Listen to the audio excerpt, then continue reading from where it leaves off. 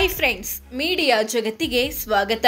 Friends, Hassan Lok Sabha ಕ್ಷೇತ್ರದಲ್ಲಿ ಈ ಸಲ ಕಾಂಗ್ರೆಸ್ನ ಶ್ರೇಯಸ್ ಪಟೇಲ್ ಮತ್ತು ಜೆಡಿಎಸ್ನ ಪ್ರಜ್ವಲ್ ರೇವಣ್ಣ ನಡುವೆ ಹೈ ವೋಲ್ಟೇಜ್ ಫೈಟ್ ನಡೆಯಲಿದೆ.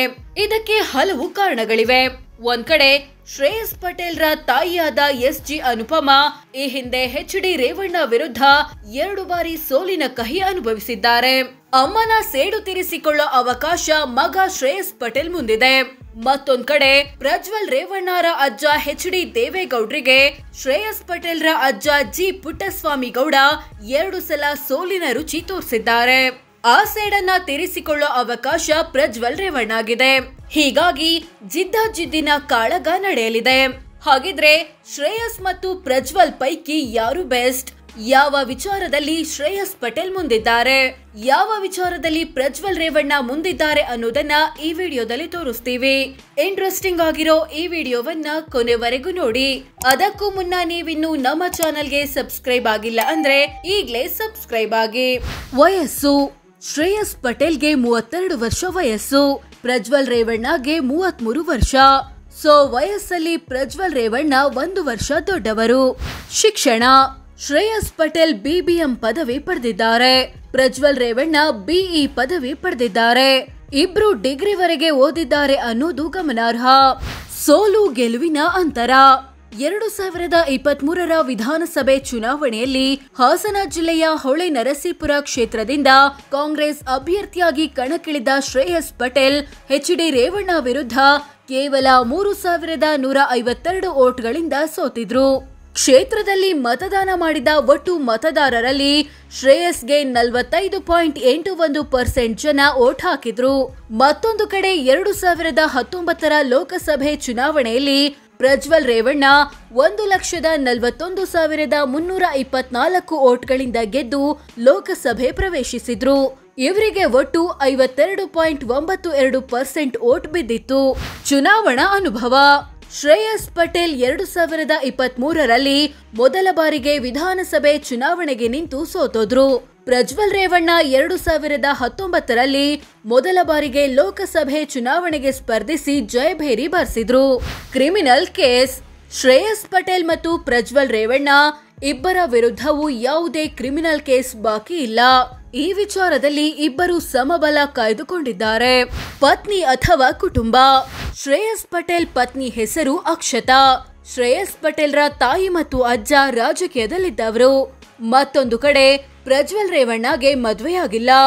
ಇವರ ತಂದೆ MLA ಆಗಿದ್ದಾರೆ, ಅಣ್ಣ MLC ಆಗಿದ್ದಾರೆ, ತಾಯಿ ಮಾಜಿ ಜಿಲ್ಲಾ ಪಂಚಾಯಿತಿ ಸದಸ್ಯೆ, ಅಜ್ಜ ಮಾಜಿ ಪ್ರಧಾನಿ.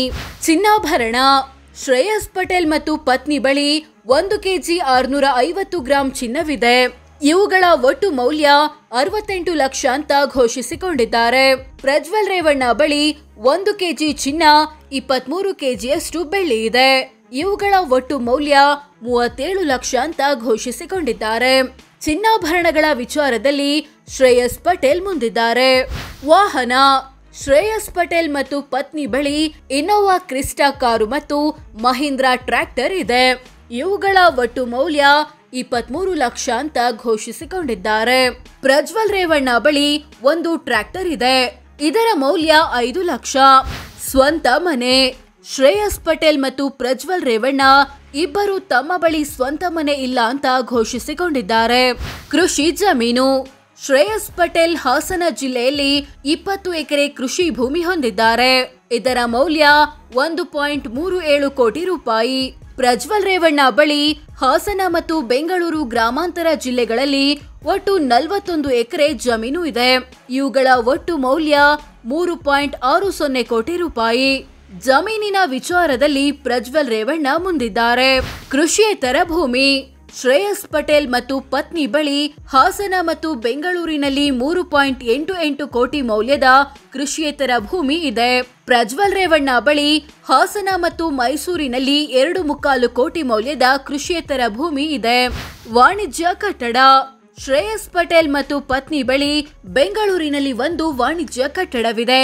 ಇದರ ಮೌಲ್ಯ ಬರೋಬ್ಬರಿ 30 ಕೋಟಿ ರೂಪಾಯಿ. ಪ್ರಜ್ವಲ್ ಬಳಿ ಮೈಸೂರಿನಲ್ಲಿ 1 ವಾಣಿಜ್ಯ ಕಟ್ಟಡವಿದೆ. ಇದರ ಮೌಲ್ಯ 1.90 ಕೋಟಿ. ವಾಣಿಜ್ಯ ಕಟ್ಟಡಗಳ ವಿಚಾರದಲ್ಲಿ ಶ್ರೇಯಸ್ ಪಟೇಲ್ ಮುಂದಿದ್ದಾರೆ.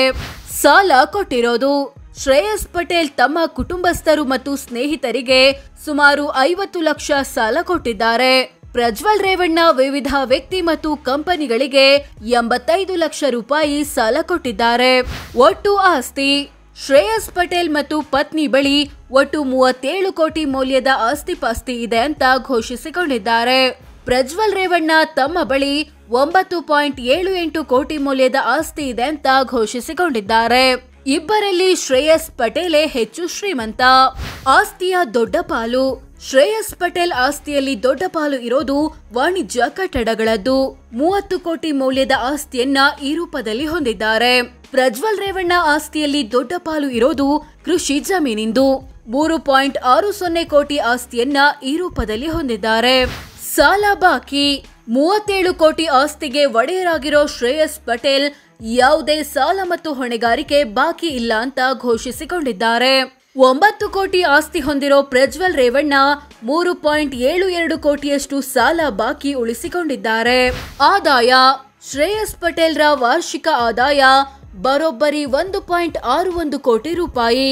ಅಂದ್ರೆ ತಿಂಗಳಿಗೆ 13.5 ಲಕ್ಷ, ದಿನಕ್ಕೆ 45,000 ಆಗುತ್ತೆ. ಪ್ರಜ್ವಲ್ ರೇವಣ್ಣರ ವಾರ್ಷಿಕ ಆದಾಯ 16.59 ಲಕ್ಷ, ಅಂದ್ರೆ ತಿಂಗಳಿಗೆ 1.38 ಲಕ್ಷ, ದಿನಕ್ಕೆ 4,600 ಆಗುತ್ತೆ. ಹೆಚ್ಚು ಆದಾಯ ಪಡೆತಿರೋದು ಶ್ರೇಯಸ್ ಪಟೇಲ್. ಜಾತಿ ಅಥವಾ ಸಮುದಾಯ. ಶ್ರೇಯಸ್ ಪಟೇಲ್ ಮತ್ತು ಪ್ರಜ್ವಲ್ ರೇವಣ್ಣ ಇಬ್ಬರು ಹಿಂದೂ ಧರ್ಮದ ಒಕ್ಕಲಿಗ ಸಮುದಾಯದವರು. ಸೋ ಫ್ರೆಂಡ್ಸ್, ಇದಿಷ್ಟು ಶ್ರೇಯಸ್ ಪಟೇಲ್ ಮತ್ತು ಪ್ರಜ್ವಲ್ ರೇವಣ್ಣ ಪೈಕಿ ಯಾರು ಬೆಸ್ಟ್, ಯಾವ ವಿಚಾರದಲ್ಲಿ ಶ್ರೇಯಸ್ ಪಟೇಲ್ ಮುಂದಿದ್ದಾರೆ, ಯಾವ ವಿಚಾರದಲ್ಲಿ ಪ್ರಜ್ವಲ್ ರೇವಣ್ಣ ಮುಂದಿದ್ದಾರೆ ಅನ್ನೋದನ್ನ ತಿಳಿಸಿಕೊಡೋ ಪ್ರಯತ್ನ. ಇವರಿಬ್ಬರಲ್ಲಿ ಯಾರು ಹಾಸನ ಎಲೆಕ್ಷನ್ ಗೆಲ್ಬಹುದು ಅನ್ಸುತ್ತೆ ಕಾಮೆಂಟ್ ಮಾಡಿ ತಿಳಿಸಿ. ಹಾಗೆ ವಿಡಿಯೋ ಇಷ್ಟ ಆಗಿದ್ರೆ ಲೈಕ್ ಮಾಡಿ, ಶೇರ್ ಮಾಡಿ, ನಮ್ಮ ಚಾನೆಲ್ಗೆ ಸಬ್ಸ್ಕ್ರೈಬ್ ಆಗಿ. ಧನ್ಯವಾದ.